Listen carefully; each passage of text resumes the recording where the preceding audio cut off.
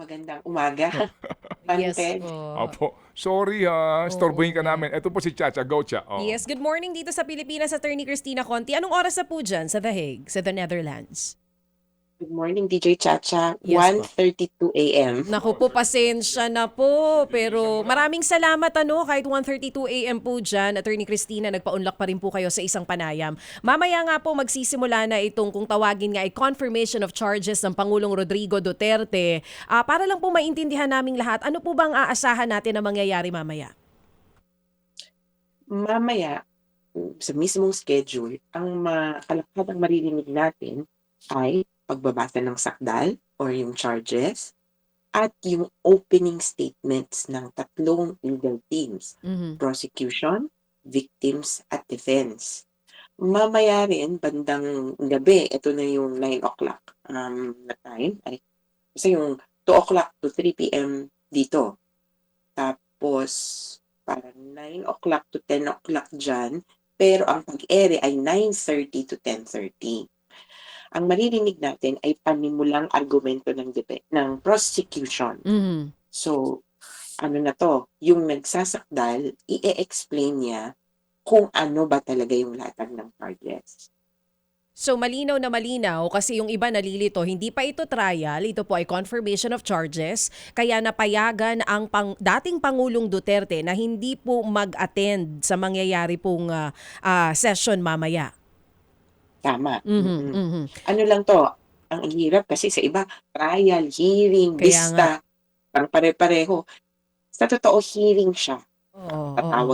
itatawagin yung mga parties, may magsasalita, pero hindi siya trial dun sa konsepto ng ano ba yung tanong sa stage ng proceedings na ito. Hindi pa naman, is this person guilty or not? Hindi pa yon. Kaya ang tawag sa stage ay pre-trial stage, kung saan ang tanong, ano ba talaga yung kaso at ang saklaw nito? Oh, so hindi pa natin malalaman today kung ang dating Pangulo ay guilty. Ngayong araw na ito at sa mga susunod na araw, malalaman natin kung dapat bang magtuloy ang kaso. Yun po ang malinaw, Attorney Christina. Kaya Mm. kumbaga pelikula, DJ Chacha, Oo. trailer, yung I unang patikim, Unang gano'n. patikim pa lang. Ilang araw po ito aabutin? Yun po bang 4 days na sinasabi? Talagang 4 na araw na ganun? Or pwedeng just today matapos din agad yung confirmation of charges? At sa mga susunod na araw, ay may decision agad kung dapat bang tuluyan na makasuhan ng Pangulong Duterte? Una, dun sa araw, naka-schedule hanggang Friday, oo. Pero, kung sabihin nung isang magsasalita, "Okey na ako, hindi na ako magsasalita." O kaya isang minuto lang nagsalita, puwedeng umakyat. Yung kumbaga, "O di sige next." Yung next sa kalendaryo, uubusin kumbaga gano'n. Kaso palagay ko wala namang magpapaubaya nung oras nila. Kaya para po sa lahat i-mark niyo na yung calendar niyo. Kumbaga anuhin niyo na, i-block off niyo na, wag na kayong maglagay ng date sa Friday night. Kasi talagang abutin po ng gabi. Kung ano't ano man, ang medyo sigurado ako ay hindi po ito mag-e-extend. Yung Okay. tipong Mhm. ano, 'di ba, Yung hating gabi mismong na araw. Oo. naghi-hearing pa. So Ano, ang... 4 o'clock, wala ng court, parang halos nagsasara na yung opisina. Oo, oo. Hindi ka sa kanila by 3 o'clock 'pag sinabing tapos ang hearing, mag-a-adjourn 'yan. So ang malinaw, Attorney Christina, hindi ito mapapaaga. Kumbaga yung 4 na araw na ibinigay for the schedule, talagang sasagarin yon ng ICC Pre-Trial Court hanggang sa Friday po yan, pero hindi na lalagpas. Oo, yung hindi mapapaaga hindi ko rin masabi kasi depende Mm. Okay. yan sa magsasalita. Oo, Okay. Yun nga oo. kung Maganda matanong dyan, maaga Chacha. gano'n. Pero Oo. palagay ko 'di ba, first chance ng mga tao sa totoo first time ng prosecution i-explain sa court, first time ng victims na humarap, first time ng defense na Yun. humarap, ah, kukunin nila yung pagkakataon. Sayang, konti na nga lang yung oras sa totoo lang. Pinaiklian ito in consideration of Duterte's conditions. So, Opo. sabi kasi ay hindi niya kayang umupo yata ng matagal na panahon. Kaya 1 hour, 1 hour lang. So, Cha, dito, ang tanong nga din, haharap doon yung mga testigo personally at maaaring tanungin ng mga uupo diyan sa body at saka tatanungin din ng prosecution at tatanungin din ng depensa. Ganun po ba 'yun, attorney? So anong Ted diyan, walang tatawag ng witness. Yun yung term nila dito, calling the witness. No one will call a witness for these hearings because of the lack of time. Yan po ang inanunsyo na ng ICC spokesperson Mhm. na si Oriane Malay. Ano ba? Mhm. French yung ano niya eh. Mm. Um, yung ano niya, yung pagpapaliwanag, walang nag-request. Kasi ipagpapaalam yan sa korte o may uupo kaming witness. Mm. Yung prosecution, nung kung September sana to, may witness sila, dalawa, pinayagan. Viva voce, so in person, live. Mm. Pero mukhang hindi nila i-avail yung ganung permiso at kumbaga hindi nila i-carry over to ngayon dahil nga daw, eto, sabi nung spokesperson, baka yung lack of time. Mhm. Naintindihan ko parang, lack of time, 3 oras na magsasalita. Gano'n. Pero madami kasing sasabihin eh. Mhm. At hindi natin alam, kaya inaabangan din natin, hindi natin alam kung papaano ilalahad ng Okay. prosecution, ng victims, tsaka ng Mm. defense, yung argumento nila. Oo po. Pero ano ho ito, ma'am, no? Kumbaga, it's a live formal hearing and yung mga families ng victims, mga testigo ng prosecution, or even yung mga supporters or testigo ng depensa, pwedeng manood, may mga kanya-kanyang upuan ito? Paano po, ma'am? Yung patungkol sa pagpapanood, um, generally ang kabahagi ng kaso or ng hearing sa baba, yung parang hearing room, yung mga abogado lamang. Mhm. Nabanggit ko na walang witnesses, Mhm. so abogado lang ang nasa baba. Wala din yung akusado. Mhm. Abogado, yung team nila and Mhm. yung i-register ng court and so forth. Hindi ito tipong katulad sa Pilipinas na yung quote-unquote gallery Mhm. o yung parang Mm. mga ano, nandun lang Mm. magkadaupang palad. Yung Mm. pong public gallery ay nasa taas. Para po itong aquarium kumbaga, Mhm. walang magiging interaction generally ang korte at yung public gallery. Pero siyempre nakikita nung judges, nung mga ano, Mm. yung Mhm. public gallery.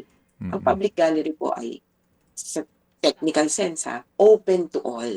Pero Mm. mukhang puwede kang mag-sign up nung last week nag-ano sila nagpa-email, mag-email kayo kung gusto niyo. May Mm. ilan pong mga natanggap na. Kaya titingnan natin mamaya kung Mm. kumbaga puwede na ba, papasok ba kami dun sa allocation ng upuan. Ito pong mga taong ito hindi kikilanlin. Wala namang meet and greet dun na, Mm. "Hi, ako Mm. po victim. Mm. Hi, ako po, Mm. Mm. supporter ni ganito." Mm. Wala namang gano'n, kaya Opo. halo-halong kalamay doon sa public gallery. It's about 100 seats, Oo. 100 plus seats. Oo. Doon po kayo uupo, ma'am, kayo mismo, attorney? Sa public gallery po ako, Okay. yes. Opo, opo. Ang representante po natin sa victims ay yung pong common legal representatives. 3 po yung in-appoint, si Paulina Masida ng OPCV, si Attorney Joel Butuyan, si Attorney Gilbert Andres. Opo. And dito po sa confirmation of charges na ito, basically po yung mga dokumento, mga visuals kung meron man, mga medical reports, etc., ihaharap lang ito doon po sa pagdinig and then magre-react po yung depensa. Yun lang ho ang ating aasahan po dito kasi nga hindi naman magpapatawag ng actual po na testigo.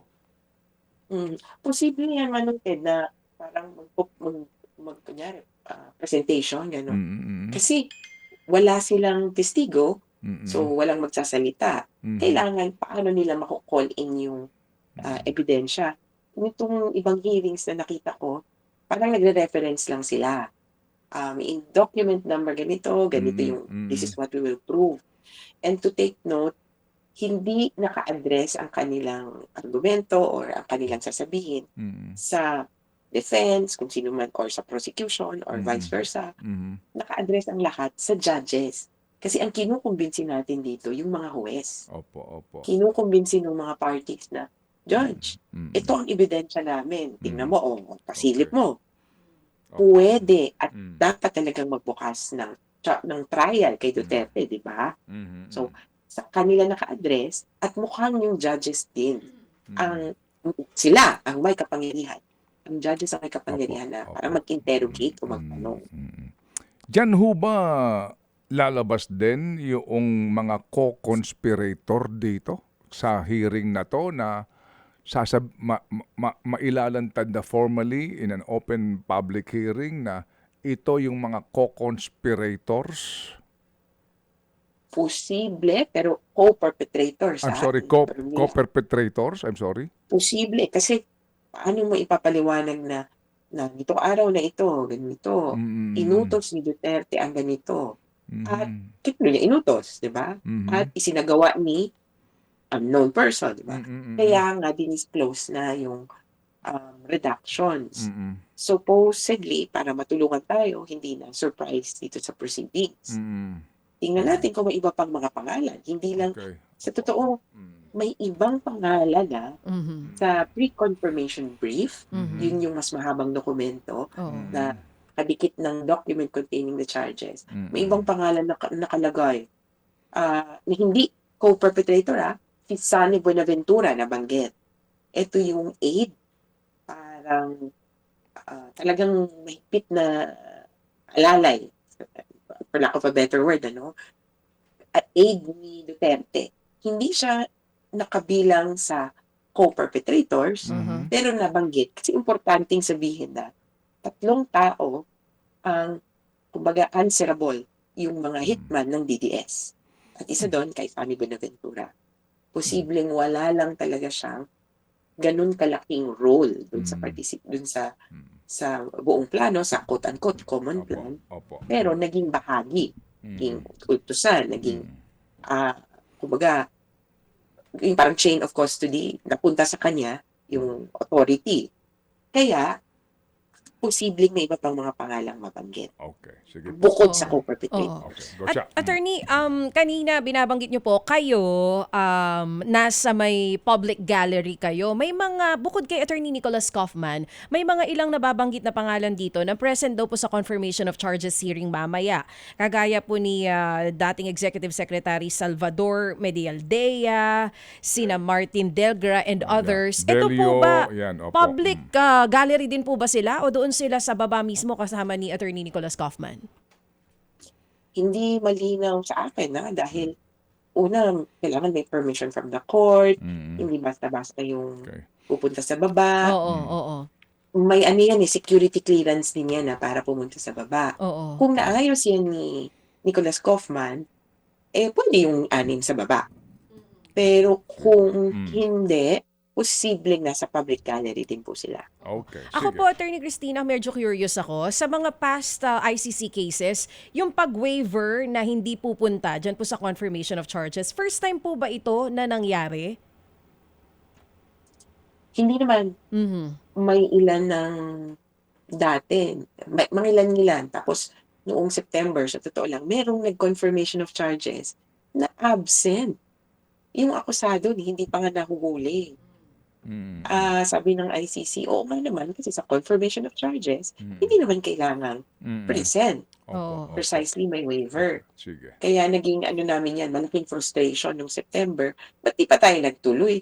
Sayang yung oras, Kung Okay. September tayo nag-confirmation of charges, whether or not gusto niyang humarap, Opo. sabihin niya lang mag-waive siya, di kumagat na sana yung 60 days na decision period. So, parang kanina pinag-uusapan natin yun. May 60 days pa para magpasya yung court kung i-confirm ang charges o hindi. Okay. Sige. Kaya So, pagkatapos ng hearing, puro salita.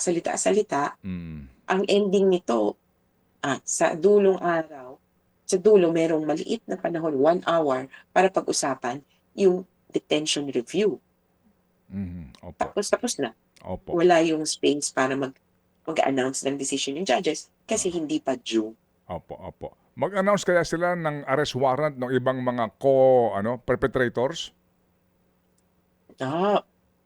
Malabo. Ako, Okay. malabo kasi ang focus natin, Opo. Duterte. Okay. One at a time ito. Yung Okay. arrest warrant kung sakali, ibang pagkakataon, pero technically it could be the same chamber, itong mga same judges. Mm. Opo. Abangan natin kung mabanggit, Mm. pero unlikely dahil Mm. yun nga, sabi ng court regulations, secret nga ang pag-a-apply ng warrant, dapat hindi dinidisclose. Opo. So, wala pa tayong balita Sige. dyan. Okay. Sige. So ma'am, you may now go back to sleep at kami po ay humihingi ulit ng pangunawa po at lubos kami nagpapasalamat for this update. Kung mamarapatin po ninyo bukas, kung kaya pa ninyo pangangatawan, hihingi kami ulit ng update kung kakayanin po ninyo kasi nga baka ho kayo bumigay na rin sa puyat ninyo dyan. And we can only say, ma'am, good luck po at salamat po sa inyo pong serbisyo. Salamat po at ingat kayo lahat dyan. At kayo din po, ma'am, ha? Sleep well. Thank you, ma'am. Salamat po. Attorney Cristina Conti. Mga kapatid, brothers and sisters, saan ka pa? Dito na tayo sa totoo. Dito na tayo sa True FM. Mga kapatid, mag-subscribe and follow po kayo sa social media accounts ng True Network PH. Yan po kami, hanapin nyo lang True Network PH, Facebook, Instagram, YouTube, TikTok, and podcast. Mapa Apple or Spotify man yan, mahahanap nyo kami. Lahat ng mga napapanood at napapakinggan nyo po sa programa, nasa social media accounts namin yan. So paano mga kapatid? See you sa social media!